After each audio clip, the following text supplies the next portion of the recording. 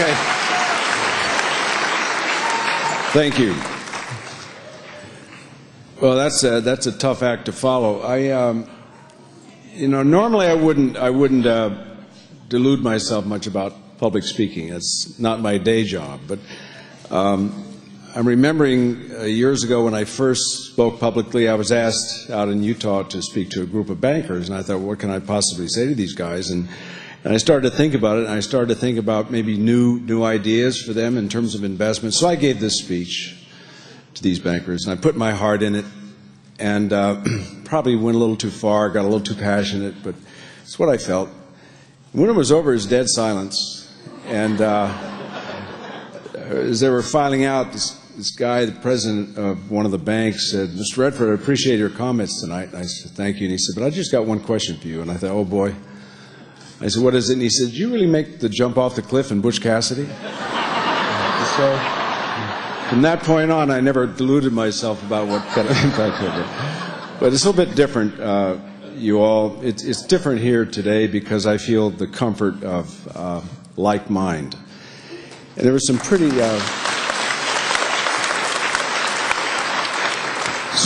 great stuff talked about in these introductory remarks. A couple of things hit my head. You know, what Larry was talking about, a different planet. And when you really understand this planet and its evolution and how it got here, it's just a miracle. So far, despite all the advances in science, there's been no indication that there's anything resembling Earth at all. And how we got here and how we stay here is nothing short of a miracle. And when you know that, you have to ask yourself, how can we not care for what we've got? So when Larry says somebody was referring to a different planet, I like to think that how about the planet we should have that's here right now? And what are we going to do about it when you have such a lack of leadership, which we hear a lot of talk about? There's an awful lot of talk about lack of leadership, and at the top, well, it's pretty clear why we don't have that leadership. There's a stranglehold on both houses, probably the Supreme Court to boot, and the bully pulpit. What are you going to do? Well, where's it going to come from? It can only come from one place, and that's from the bottom up. And in a way, I've always appreciated that may be, considering the compromises of the political system, that may be the best way. It's the American way, to have grassroots coming up. So,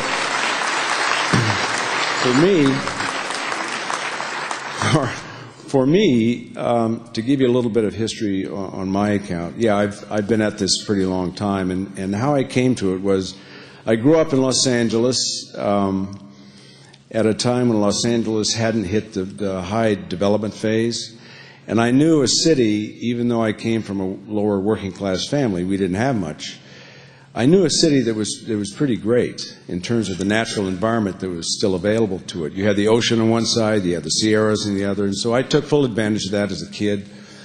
And I think that's where I got my appreciation of nature and the environment. It was available to me, but once I got into it, I really appreciated it. And when things started to slide, when development went out of control, and when no land use policies were put into action anywhere, you could see the consequences, that there was a slight erosion, just chipping away at this beautiful, great asset. And then it went further and further until it was crawling all through the West, and now it's pervasive all through the country. So we talk about that aspect of it. I got involved. 1969, I became politically active in the environment. In 1973, I was at a conference in Vail, Colorado as a guest, and in that conference they were talking about energy. And some experts were there, and they put up a chart, and it said on the one side, this is a list of non-renewable energy sources. And all of our economic development, all of our industry, our lifestyle, everything seemed to be wrapped up in that category. And our energy use. I thought, wait a minute. And then over here was another chart, that said these are renewable energy sources, and these are the alternatives for developing energy out of the renewable sources. And to me, it was like a no-brainer.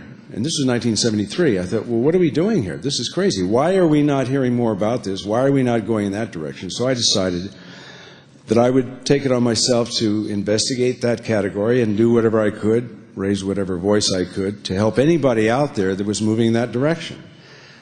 So 30 years later, there was a lot of battles, and I got kicked around pretty good. And here we are. It's many, many years later, and only now are things beginning to come together in such a way where you've got a perfect storm of opportunity. And so you say, well, now why couldn't we have had that? Those facts were available to any brain, any mind. Why was it not acted upon? Then you get into the whole issue of leadership and the lack of leadership.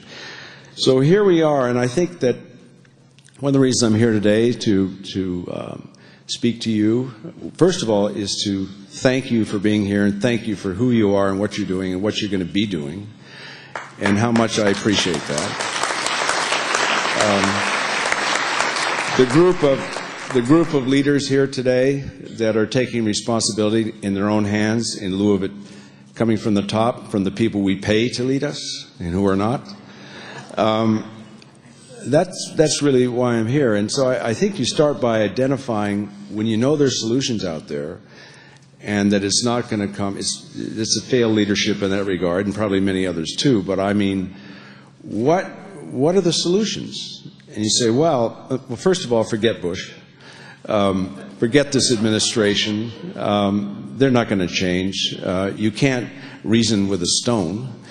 And so it's really pretty much a waste of our time to go up that hill without feeling like Sisyphus. So I say, forget it, and look to where the solutions are going to come.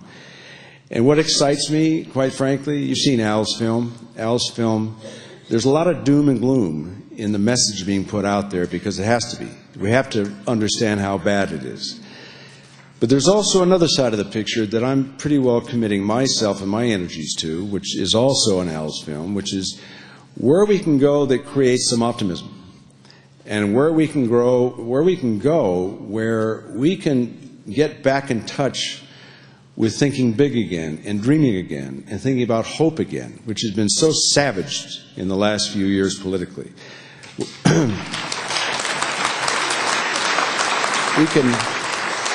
We can have it back again, and I think that it is a time for optimism, because it's a time for opportunity.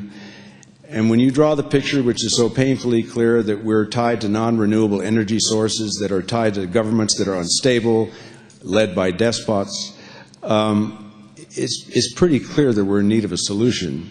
And what is it? Well, it's right here at home, and the idea of the new technologies that are available, which themselves will create new jobs, but the new technologies will create new products that will also create new jobs. And the best of it, as far as I'm concerned, is that those jobs are going to stay home. They're going to stay in our community.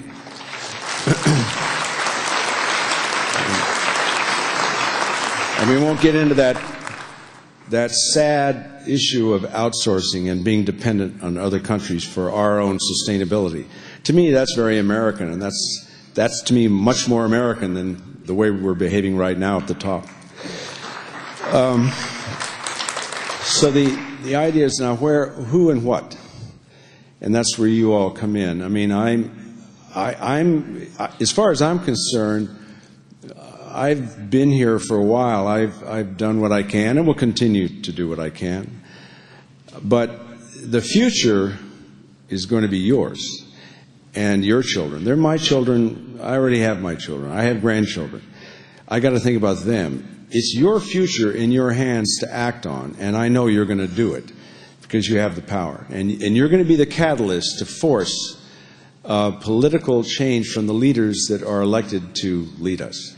And so I really am here to applaud you, and also the fact that Apollo has done something pretty amazing that is also very American, very grassroots, which is putting together a coalition of across-the-board entities that represent just about all of American industrial society. You've got religious leaders, you've got labor, you've got Leo, you've got labor, you've got military leaders, you've got environmental leaders, you've got farmers. I mean, you put them all together, and there you have the real American voice speaking. So to me, I find that very optimistic and just downright exciting.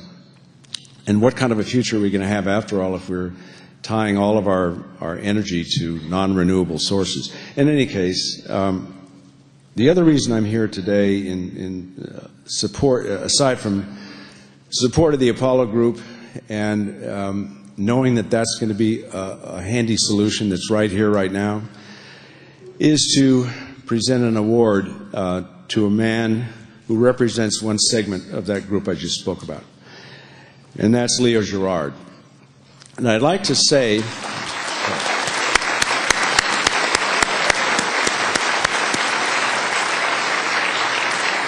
that Leo, I mean, there are a few of us that have been out there for a while, and you're pretty cognizant of those people that have also been out there for a while. Leo has been out there for a long, long time, doing something pretty terrific, and I'm happy to describe him to you. He's a unique labor leader among leaders in his understanding of the need for new energy strategies that recognize the inherent link between solutions to global climate change and the need for sustainable job growth. As a charter board member of the Apollo Alliance, he has worked to rally more than a dozen other labor union partners in the pursuit of Apollo's goal of creating good jobs through development of new technologies, policies, and practices in pursuit of energy independence. As a member of the bipartisan, and I think that's key, bipartisan, should be nonpartisan in my mind, but as a member of the bipartisan U.S. National Commission on Energy Policy, he was instrumental in creating a historic consensus among unions in support of the Commission's recommendations for addressing global climate change. As president of the United Steelworkers, he has reasserted his union's decades-old commitment to sustainable growth by winning passage of Securing Our Children's World as the official policy of his union, a series of sweeping policy recommendations based on the belief that an unregulated global economy that increases the gap between rich and poor and ignores sound environmental science will ultimately destroy the good jobs and healthy environment that are the legacy of the North American trade union movement. He is himself a man of boundless energy in pressing for the activism essential for building a more progressive society and a cleaner and more humane world.